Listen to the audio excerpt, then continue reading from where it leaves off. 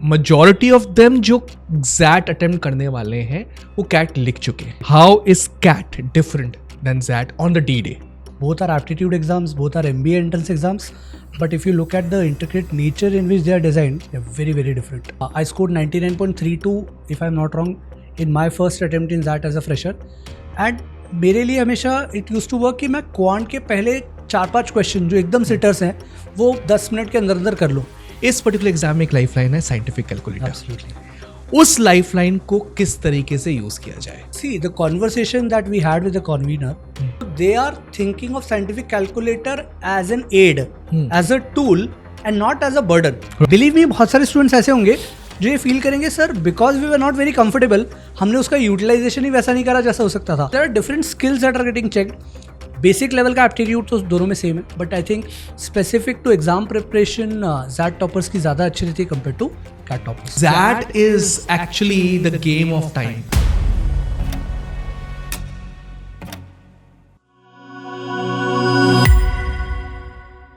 Let me tell you one thing.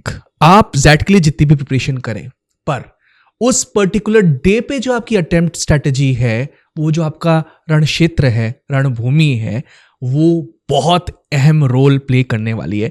In this particular podcast we are going to discuss ZAT attempt strategy, the D-Day strategy. और ये सबसे बड़ा exam है आप सबके लिए, क्योंकि CAT चला गया, उससे टफ एग्जाम आप देखने वाले हो. उसमें काफी सारी चेंजेस हैं. ये अटेम्प्ट स्ट्रेटेजी CAT की अटेम्प्ट स्ट्रेटेजी से बहुत अलग होने वाली है. भूषण सर से, तो जी भूषण सर से आज हम पूछने वाले हैं कि ZAT अटेम्प्ट स्ट्रेटेजी CAT से डिफरेंट कैसे होने वाली है और एग्जैक्टली होने क्या वाली है. Very warm welcome sir. Thanks a lot Rahul. I just want to understand a few things over here. पहला क्वेश्चन ही ये है, मेजॉरिटी ऑफ देम जो ZAT अटेम्प्ट करने वाले हैं वो CAT लिख चुके हैं. How is CAT different than ZAT on the D-Day? I think there are a lot of differences. The first one being the amount of time available, which is 170 minutes for the 3 sections, and the ability to switch across sections without having any sectional time limit. And the third being a completely different section of decision making. तो अगर आप ये 3 areas को देखें तो आपके पास freedom है, उसके साथ ही उतना बड़ा confusion भी है कि कहाँ कितना time दे. Decision making के लिए आपको completely नए level पर prepare करना है. एंड CAT में you never see poem based RCs. So poem based RCs एक पूरा नया एरिया हो गया. There will be grammar, there will be vocabulary. So I think there is lot to consider when you think of although saying that similar exams हैं. Both are aptitude exams, both are MBA entrance exams, but if you look at the intricate nature in which they are designed, they are very very different. All right. So if you think of it this way, that it's a tougher paper compared to CAT, then the cutoffs will also be relatively lower. Right. And therefore you'll have to score a less score to achieve a corresponding percentile. ठीक है. तो आप level of difficulty से परेशान होना तो बिल्कुल बंद करते हैं, बिकॉज वो नॉर्मलाइज हो जाएगा डिपेंडिंग ऑन द परसेंटाइल और expected cut offs. In terms of differences in the content, for example, you said decision making, there is grammar, there is GK, जिसके लिए आपको decent score लाना है, although it is not used in qualification, but still you'll expect. But वो XLRI का जो खौफ है वो उसके लिए you'll have to be prepared कि GK में decent score लेकर. Right. So focus your energies more on that part, that you are able to do well in those areas, rather than worrying too much about difficulty level, क्योंकि difficult आ भी गया तो कम questions में आपका काम हो जाएगा. Right. So my next question would be, now, मैं वैसे ही I was quite choosy in CAT examination to pick up one question. यहाँ पर जब LOD और बढ़ जा रही है, how to choose a better question for self?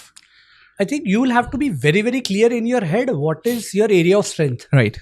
And that can only be identified by practicing a lot of questions across different areas and taking a lot of mocks. And then deciding that when it comes to QA and DI is not my strong area. भाई जब DI का set आएगा तो शायद ये मुझसे नहीं बनेगा जैसा पास में DI है, या vice versa. DI is an area that I can do, attempt and get those questions right. Similarly, when it comes to VALR section, you'll have to know that vocabulary is my area of strength, RCs are my area of strength, summary based questions are my area of strength. Maybe poem based RCs are not my area of strength. Right. So things of this nature you'll have to evaluate and be very, very clear in your head. Decision making mein there can be some sets which are slightly ambiguous. Options are very close. So you'll have to quickly identify that this is not one of those sets that I'll have to attempt, and you'll get sufficient time. So one big advantage of exit is you will never typically feel that you're short of time. Time. Time कम पड़ा इसलिए मैं attempt ही नहीं कर पाया, कुछ and तक नहीं पहुंच पाया. You'll have आई थिंक ये बहुत सारे स्टूडेंट्स को नहीं पता होगा, ये चीज नहीं पता होगी कि टाइम वाली फैक्टर इधर प्ले ही नहीं प्ले करेगा. ही नहीं करेगी. मतलब Yeah. करेगी भी तो इतना बड़ा रोल नहीं प्ले करेगी जैसा टिपिकल कैट में होता है कि यार टाइम खत्म हो गया, हाँ. DLR के 40 मिनट कहाँ चले गए पता ही नहीं पड़ा, सेकंड सेट ही नहीं हो पाया. यहाँ ऐसा नहीं होगा. You will always have the other problem कि टाइम बहुत है, अब मैं इंग्लिश पे जाऊँ, अब मैं डिसीजन मेकिंग पे जाऊँ, या क्वांट के जो छूट गए हैं वो क्वेश्चंस कर लूँ. तो always have a bigger dilemma to choose from, which is to invest how much time in what section. So मेरा नेक्स्ट क्वेश्चन इसी पर ही है सर, क्योंकि because you know I remember when we were writing CAT and XAT examinations, that point of time one of my friends scored 99 plus Right. percentile in XAT, and मैंने उससे पूछा कि यार तेरा and you know there, so you know he could not score the same percentile in CAT. तो I asked him purposely, you know, कि XAT में ऐसा तूने क्या किया? He said कि XAT is actually the game of time. और जिसने वो टाइम गेम समझ लिया Correct. वो निकाल लेगा, बिकॉज यहाँ पे सेक्शनल टाइमिंग है नहीं. Right. तो आइडली स्टूडेंट को टाइम के फॉर्मेट में कैसे अप्रोच करना चाहिए इधर? Think of it this way, that every student may have his or her very different strengths and weaknesses. Right. For example, for a student who is very good in QADI, if he allocates 50 odd minutes, 50 minute अगर वो section पे देता है, तो जैसा cat में 2 minutes पर question का हम एवरेज लेते हैं, यहाँ पर लेवल ऑफ डिफिकल्टी ज़्यादा है, तो 50 मिनट में somebody can easily get 12-13 questions right. 4 minute पर क्वेश्चन के एवरेज से 48 मिनट्स लगते हैं, but you will skip some, you will attempt some. 12-13 questions right में you will easily clear QADI का cut off. But if that person who is good in QADI is not so good in VALR and decision making, that person might take lot more time in those sections. So think of it, 60 minutes for VALR and 60 minutes for decision making will make it 120 minutes, and then 50 minutes for a QADI section. So that will be a good allocation for somebody who is good in QADI but not so good in VALR and decision.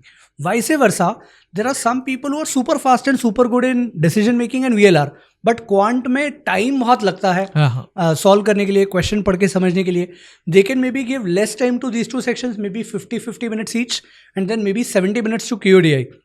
क्योंकि they will require time. भाई 7-8 minute लग गए question करने में तो भी कोई बुराई नहीं है, क्योंकि आप सॉल्व कर पा रहे हो. राइट. यू नो कि ये टॉपिक मुझे आता है, बस टाइम लग जाएगा. और अगर सही हो गया तो will get +1 for it, which is a big plus. So identify what are your strengths, what are your weaknesses. Take a call on the basis of mocks that you are attempting, that what typically is the ideal strategy for you to maximize your score. Right. कुछ लोगों के लिए VLR में ज़्यादा attempt करना will fetch them more marks. हाँ. Some people will prefer being more accurate compared to attempting more questions. For decision making, again, a lot of students will have this ambiguity कि sir हर question में एक doubt आता है कि यार सही है कि नहीं पता नहीं, बिकॉज कोर्स ऑफ एक्शन वाली चीज़ है, हो सकता है मैंने गलत सोच लिया हो.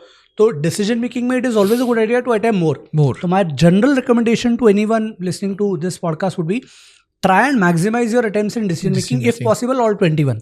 Alright, that's great. हाँ, तो सारे 21 हो जाए. मतलब यू विल नेवर फील कि डिसीजन मेकिंग में क्वेश्चन नहीं बन रहा है, ये वाला सवाल उठेगा ही नहीं. डाउट रहेगा तो यार आई एम नॉट वेरी श्योर कि ये आंसर है या सी था. मतलब जनरली 2 ऑप्शंस में कंफ्यूज होंगे. बहुत रैली 1 या 2 क्वेश्चन ऐसे होंगे जिसमें ऑर्डरिंग करना है, सीक्वेंसिंग करना है कोर्स ऑफ एक्शन की. Maybe you can skip those, but as far as possible average above average students should attempt all. अगर आपको लग रहा है बहुत ही डिफिकल्ट जा रहा है डिसीजन मेकिंग, तो 1 या 2-3 क्वेश्चन आप छोड़ दो. Definitely attempt 18+. Taken. Now my next question would be, इसी से रिलेटेड नेक्स्ट क्वेश्चन है, मेरा आइडियल सीक्वेंस क्या होना चाहिए यहाँ पे?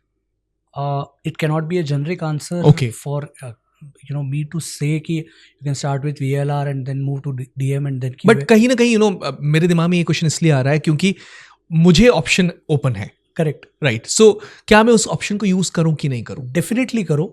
I've taken a lot of mentorship sessions of late as well.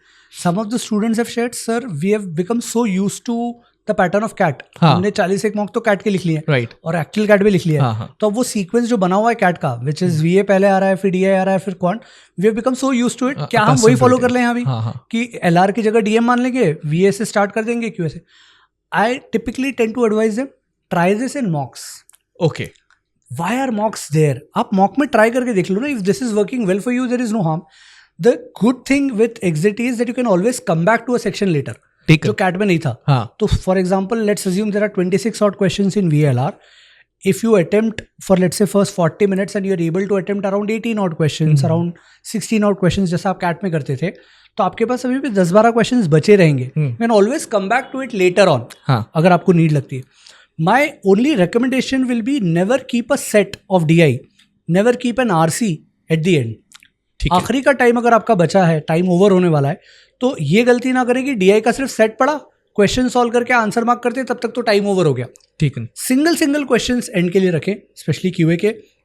It can be a set small single question from decision making, but या VA वर्बल एबिलिटी के कुछ क्वेश्चन हो सकते हैं डायरेक्ट, वो आप एंड के लिए रख लें. But otherwise sequence is all yours. Try and experiment in mocks, identify what is your best strategy. In fact मेरा तरीका, मतलब मैं पर्सनली जब I scored 99.32 if I am not wrong in my first attempt in that as a fresher, and मेरे लिए हमेशा it use to work कि मैं क्वांट के पहले 4-5 क्वेश्चन जो एकदम सिटर्स हैं वो 10 मिनट के अंदर अंदर कर लूँ. It gives you a good warm up, and I think a lot of students will be able to relate with this कि मैथ्स करते करते वो एनर्जी आ जाती है. Right. You get into that zone because आप सॉल्व कर रहे हो. हाँ. इंग्लिश में you require lot of heavy focus online reading का, तो to be in that zone वो वार्म अप क्वांट के इजी क्वेश्चन से बड़ा अच्छा हो जाता है. Then you move to VLR, then decision making, then come back to quant later on to solve all the difficult questions. Alright, I think हमारे students ने KBC जरूर देखा होगा, और KBC देखा होगा तो एक चीज आइडेंटिफाई कर पा रहे होंगे कि सबसे बड़ा गैम्बल जब भी बंदा हॉट सीट पे बैठा होता है तो तब होता है जब वो लाइफ लाइन ले रहा होता है. या तो ऊपर जाएगा या नीचे गिरेगा पूरी तरीके से. इस पर्टिकुलर एग्जाम में एक लाइफ लाइन है साइंटिफिक कैलकुलेटर. Absolutely. उस लाइफ लाइन को किस तरीके से यूज किया जाए? See, the conversation that we had with the convener, he always suggested that XAT paper will be more doable, and we don't want any student to face difficulty just because calculation heavy था तो वो attempt नहीं कर पाए question को. So they are thinking of scientific calculator as an aid, as a tool and not as a burden. Right. तो पहला thought तो ये हटा दें कि ये बर्डन है, पेपर डिफिकल्ट हो जाएगा QA का, बहुत कैलकुलेशन हेवी आ जाएगा, आप शायद साइंटिफिक कैलकुलेटर को समझना पड़ेगा कि कैसे यूज करना है. तो बर्डन ना लें, think of it as an advantage, as an enabler, कि भाई मेरे पास अब एक टूल और है. If I get stuck in let's say simple interest compounders के कैलकुलेशन बेस्ड क्वेश्चन में, जहां मुझे 5 years तक का अमाउंट कैलकुलेट करना है तो पावर 5 करना पड़ता है. अब वो पावर 5 शायद बहुत इजीली करते आएगा because scientific calculator will. So one small advice that I will request all who are listening to us, please use scientific calculator. Right. And that has to be online, right? That has to be online. Yeah. So please use a scientific calculator online to understand the nuances of using it. Right. Believe me, बहुत सारे students ऐसे होंगे जो ये feel करेंगे, sir because we were not very comfortable, हमने उसका utilisation ही वैसा नहीं करा जैसा हो सकता था. So it can have functions of logarithm, it can have trigonometric functions, it can have easy calculations for higher powers. बहुत सारे कैलकुलेशंस बहुत इजीली करे जा सकते हैं because of that tool available. But just because you haven't used it, don't shy away from it. अभी कर लो. और free I think YouTube videos भी देख सकते हैं कि how to use it, so that that can help. Right, exactly. All right, coming to the next question, and I think this should be the final one from my side. I may be wrong also, but attempt strategy आपने अच्छी तरीके से बता दी. But एक observation है, मैंने एक चीज़ observe करी, I may be wrong, कि हमेशा जो CAT का टॉपर होता है और Z का टॉपर होता है, दोनों में डिफरेंस होता है. मतलब they may not be the same people. और तो Z का टॉपर ऐसा क्या करता है कि वो CAT के टॉपर को टॉपर नहीं रहने देता? I think there are multiple factors that are at play. एक तो उसमें बहुत बड़ा है psychological. Let me explain this. Somebody who is done well in CAT की रिस्पॉन्स शीट आ चुकी रहती है ज़ैट तक, इस बार भी आ गई है. People know their scores in CAT. Taken. अब अगर किसी का बहुत अच्छा कैट गया है तो a lot of time students tend to become complacent. यार अब तो कैट में इतना परसेंटाइल आ गया, कैट में 21 IIMs हैं, उनके कॉल्स तो आ ही रहे हैं, फिर बाकी अच्छे कॉलेजेस के भी कॉल्स आ जाएंगे, तो ज़ैट जो बैकअप ऑप्शन था मेरा, अब I don't need to worry too much. So they tend to become complacent. तो बहुत अच्छे स्टूडेंट्स टच छोड़ देते हैं अपनी पढ़ाई से, या एग्जाम बहुत उतना इंटेंसिटी से नहीं देते. सेकेंड इंपॉर्टेंट रीजन इज जिनका कैट की प्रिपरेशन बहुत अच्छी थी, बस कई बार ऑन द डी डे नहीं परफॉर्म कर पाए, वो वाला फील था. they tend to be more charged up that now that is the only option left to get into a good college. Right. I'll give my best shot. तो वो extra motivation second ranker third ranker को जैसा रहता है कि यार इस बार तो बीट करना है, तो वो एक्स्ट्रा एफर्ट जो डाल रहे हैं that changes their scores. How does the strategy change? I mean a better strategy for this particular examination. I think generally who have prepared well for CAT, they tend to prepare well for XAT as well. It's just that their mindset is better. Okay, the mindset temperament is better. to handle situations in the exam, the pressure, I think that is better because they've seen how it happens in the first case when they appeared for CAT. I think temperament, preparation wise, I think they are more sincere towards analyzing their mocks, understanding their weaker areas, preparing well for different sections. तो I think ये broad areas है जिनमें preparation शायद jet toppers ज़्यादा अच्छे से कर लेते हैं. They prepare specifically very well for the pattern that Zat asks. Okay. मतलब think of it this way that there are two different games. Video games ही हैं, एक अलग गेम है, दूसरा अलग गेम है. आप एक गेम में अच्छा कर रहे हो does not always mean कि आप दूसरा वीडियो गेम भी अच्छा खेलोगे. तो there are different skills that are getting checked. Basic level का एप्टीट्यूड तो दोनों में सेम है, but I think specific to exam preparation XAT toppers की ज़्यादा अच्छी रहती है compare to CAT toppers. Alright, I think it was a clear conversation and I am quite sure कि जितने स्टूडेंट्स ज़ैट लिख रहे हैं वो अगर ये चीज़ें अडेप्ट कर लें, अब भी अडेप्ट कर लें, तो the outcomes and results are going to be very different. I'll request each and everyone कि pause this particular video and watch it again and again. At least वो areas जरूर सुने फिर से जहां पर आप लैग कर रहे हो आज के टाइम पे ज़ैट मॉक लिखने के बाद, because then you can understand कि yes this is my grave area और उसको फिर उस पर कैसे काम करना है. Thank you for watching this particular episode. Hit the like button right now. Subscribe Supergrad Scat YouTube channel. And yes, save this particular video. It's going to be useful on the D-Day also. That's all from my side and from Bhushan's side. Bye-bye. Thank you. Bye.